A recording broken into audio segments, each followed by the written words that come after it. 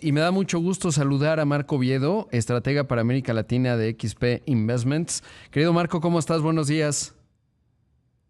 Buenos días, muy bien, Rodrigo. Muchas gracias Gracias por la por tomar esta invitación. comunicación.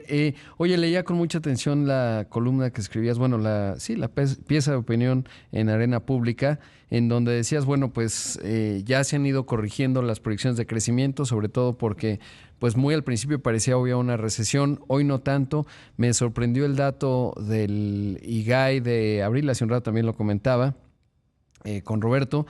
Y te quiero preguntar, quiero comenzar por ahí, sobre todo porque viendo el IGAI en el Nowcast, veían un crecimiento de 0.2%. Y de repente salió muy arriba. ¿Qué tan típico es esto? Eso es en comparación anual y salió al doble, 1.4%, y en el mensual veían cero y ahora pues salió positivo. ¿Cómo lo interpreta? O sea, ¿cómo entender esos saltos en el análisis del INEGI? Entiendo, obvio, que no estaban las actividades primarias en la estimación, pero de todos modos, pues, de hecho, las primeras no aportaron mes con mes, fueron negativas. Hay que leer con cuidado el Nowcast porque lo que realmente reporta es un intervalo y al final de cuentas el reporte final está dentro del intervalo de confianza, ¿no? Ujú. Hay mucha incertidumbre todavía cuando ellos reportan. Entonces, pues más bien es indicativo, ¿no? Sí. Lo que indica es que sí, la economía pues, va a ser débil. Por ahí, pues el número salió mejor a lo que te indicaba el punto medio, pero pues estaba dentro del intervalo de confianza que debe ser el 65% o el 90%. No sé, habría que leer la nota técnica bien, pero bueno, eso es lo que diría el INEGI para justificar por qué salió tan diferente, ¿no? Digo, ya la realidad es que, pues sí, al sector servicios, que es el que trajo el número hacia arriba, pues viene mejor y eso me hace pensar que hay un sector de la economía que este tema del comercio no le está afectando y puede ser pues, porque hay una parte de la economía interna que lleva su propia dinámica, ¿no? Sí, parecería que ha sido resistente. La mensual del IGAI de abril 0.5% fue, o sea, positivo y como dices, bueno, pues viendo el Nowcast en la parte superior, de hecho ponía 2.1%, ¿no? Entonces está dentro del rango de lo planteado. Ahora, ¿cómo has actualizado? ¿Dónde estás viendo el crecimiento económico 2025? Lo actualizamos a 0.3, perdón, 0.5 anual, que pues la verdad no es gran cosa. Lo que menciono ahí es que pues era la mitad de lo que traíamos hace 6, 7 meses, ¿no? Es decir, todavía vemos un estancamiento económico y el argumento es porque la inversión sí se está cayendo, es decir, el crecimiento está dado por las exportaciones básicamente.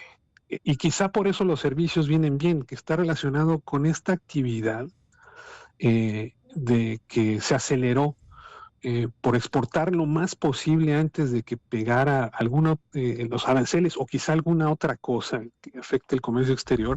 Y eso también te genera actividad en servicios, ¿no? Pero la parte de inversión en el primer trimestre cayó 4%.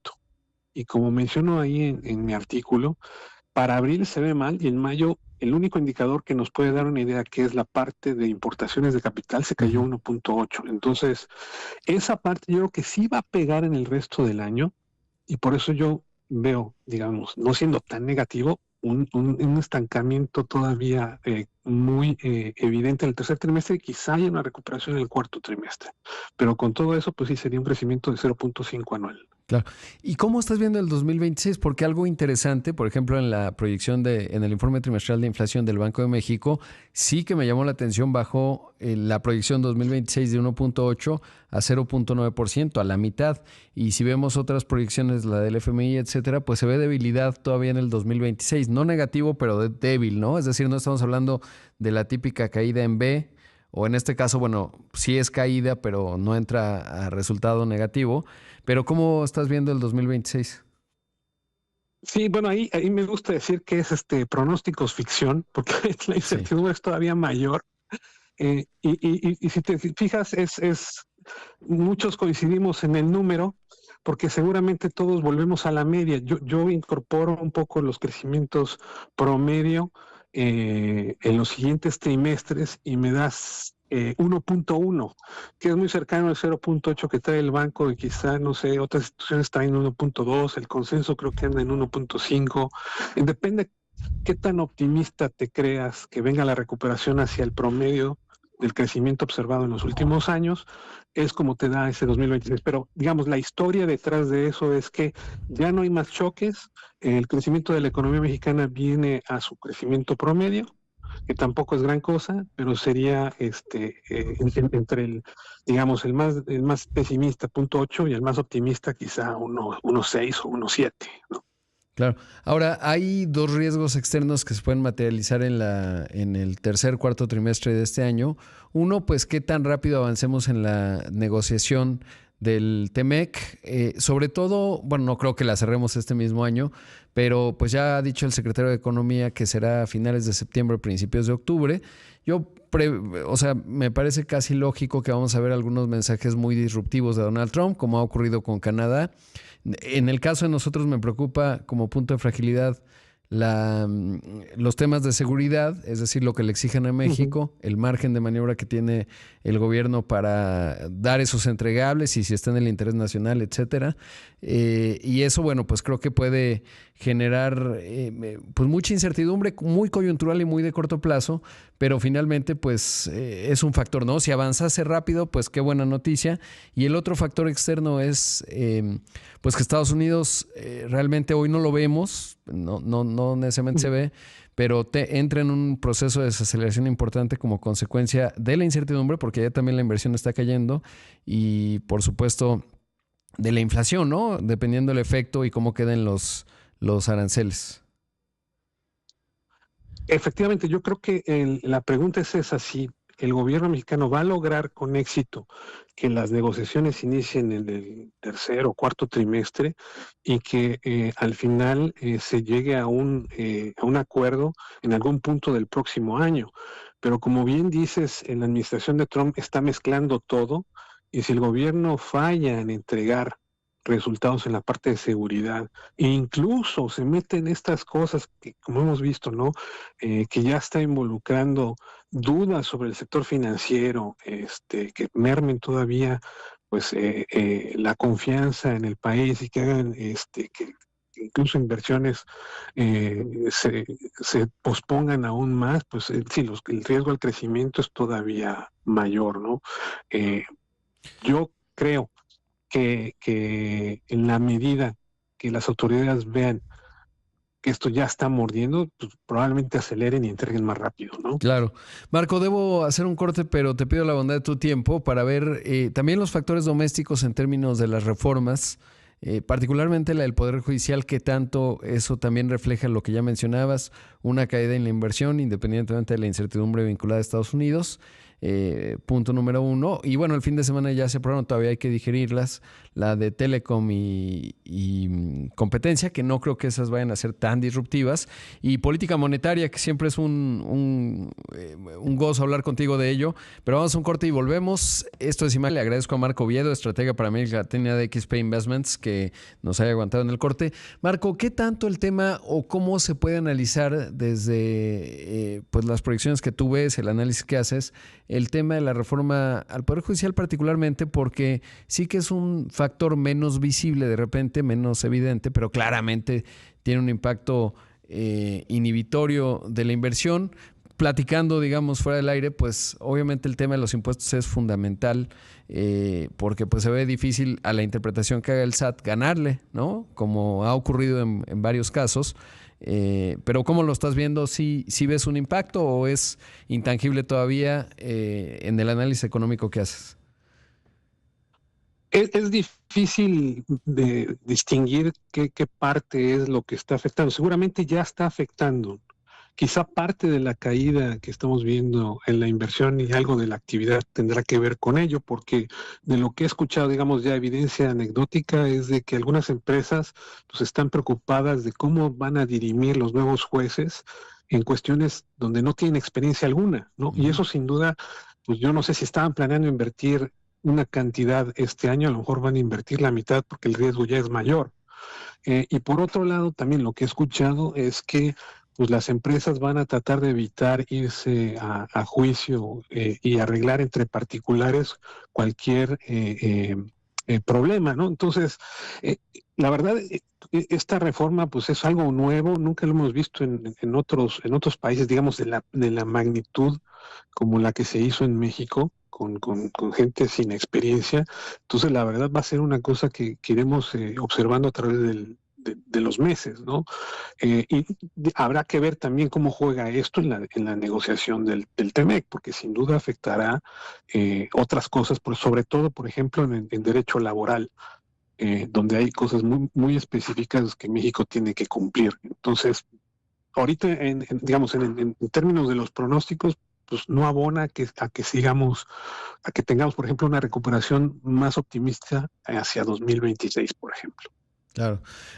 ¿Cómo viste la decisión del Banco de México, decisión disidente de Jonathan Heath, que venía con una postura de sí, vamos a recortar, y al final hay una entrevista en El Economista, pues dijo, no tanto, ¿no? Y ahí lo vimos en su decisión, una pausa, creo que tiene cierta lógica, pero bueno, hubo un recorte, nada más para poner en contexto, de 8.50 a 8%, 50 puntos base.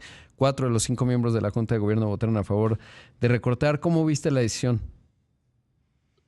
Bueno, esperada porque el banco nunca cambió el mensaje desde que tomó la decisión en mayo y mandó la señal de que tenían la intención de recortar 50. Presentaron el informe trimestral y mandaron el mismo mensaje. Y los datos pues indicaban que la inflación estaba pues todavía presionada. Lo que argumenta HIT es que probablemente haya un cambio de trayectoria o que no está cayendo en la misma velocidad que el banco está previendo, y de hecho pues aumentaron los pronósticos, y pues sí, es válido que él haya votado en hacer una pausa. Sigue estando en nivel restrictivo la tasa de interés, pero yo creo que sí motivó ya a que cambiaran el tono del mensaje, que fue lo que hicieron, y yo creo que ya ponen quizá sobre la mesa una pausa para la próxima reunión. Va a depender si los datos así lo motivan, ¿no? Claro, o 25, ¿no? A lo mejor ya los ritmos de 50 van, ya no está, pero 25 puede ser, pero pues va a depender, ¿no? Cómo evoluciona esto. Sí, pero yo creo que sí, ya el nivel de restricción ya es muy, digo, estaba muy alto. Yo creo que ya está en niveles un poco más normales, y habría que ver si la inflación subyacente empieza a caer. Que, por ejemplo, en mis pronósticos, y si quizá tú ves los pronósticos de mis colegas, la inflación subyacente no cae tan rápido como lo trae Banxico, y eso sí puede ser un problema. Claro, sí, eso es un tema. Oye, y en este contexto, ¿cómo ves pues no es fortaleza el peso, hay una debilidad generalizada del dólar, pero sí creo que ciertos factores siguen haciendo que México, o sea, bajan las aguas, baja el dólar y a veces bajan otras monedas. En el caso de México, pues el peso se ha mantenido relativamente indemne. Yo lo atribuyo a pues ciertos fundamentales macroeconómicos. Obviamente el enfoque de Hacienda, o sea, la eficiencia en la recaudación, pues no te pinta mal el número, y el diferencial de tasas, y por eso lo relacionaba con la decisión del banco. ¿Cómo estás viendo el movimiento, digamos, en cuanto a tipo de cambio? Sí, esos dos factores que mencionas son importantes. Es decir, la parte fiscal en México todavía se ve bien, a pesar de, por ejemplo, todos los problemas que implica, por ejemplo, Pemex. Pero digamos, el mercado lo está viendo, que no es un problema, digamos, inminente. El diferencial de tasas sigue siendo relevante incluso en estos niveles. Y también desde la elección del año pasado se limpió mucho la posición. No están tan largos en pesos, es decir, digamos, ya no está tan vulnerable la moneda en términos de volatilidad, y eso yo creo que ha ayudado a que no veamos que el peso se vea tan afectado. Incluso se ha comportado mejor que otras monedas de América Latina. Y la otra es también de que en este cambio de riesgo relativo, ¿no? Desde Estados Unidos pues se ve relativamente mal. Los nuevos fondos que van ingresando al sistema financiero si bien una parte sí va en Estados Unidos, ya no se van de todo y el resto se comparten en el resto de países, una parte emergentes y pues, una parte se va a México. Y eso pues es ayuda a la moneda, ¿no? Entonces son otros factores que apoyan al peso que tienen que ver con un mayor riesgo de Estados Unidos, es decir, con la debilidad del dólar, ¿no? Y ahora, el dólar todavía está relativamente fuerte desde una perspectiva histórica. Entonces, yo, por ejemplo, ahorita no apostaría en contra del peso, porque todavía nos falta ver cómo le va a la economía de Estados Unidos en los siguientes meses, y por ahí la Fed recorta un poco más, y bueno, se puede apreciar un poco más el peso. Sí, además estamos en territorio pues muy inédito. Esto que apareció la semana pasada del Wall Street Journal en cuanto a sustituir el Fed, lo decía aquí, no he podido rescatar el audio, pero Ken Rogoff decía, no crean que el Fed está tan fuerte en su independencia. Yo creo que tiene que ver más esa fortaleza en cuanto a los mercados, pero institucionalmente Donald Trump tiene forma de debilitarla bastante, y eso, bueno, pues sería un hecho inédito, ¿no? Si esa señal se manda, pues estamos en territorio desconocido en cuanto a lo que le hace al dólar, lo que eso implicaría en reacción de los mercados, etcétera, ¿no? Y son cosas que pues es Donald Trump, ¿no? Difícil saber si lo hace, no lo hace, etcétera.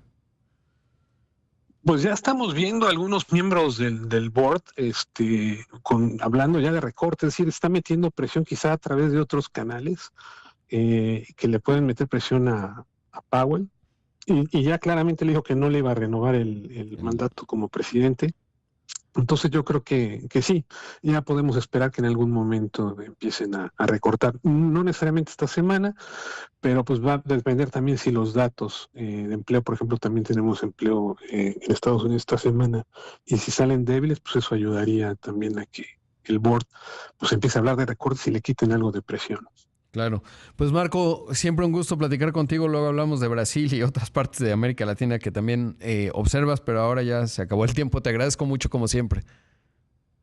No, gracias a ti, Rodrigo. Es un placer participar contigo. Gracias. Ahí escuchamos a Marco Oviedo, estratega para América Latina de XP Investments.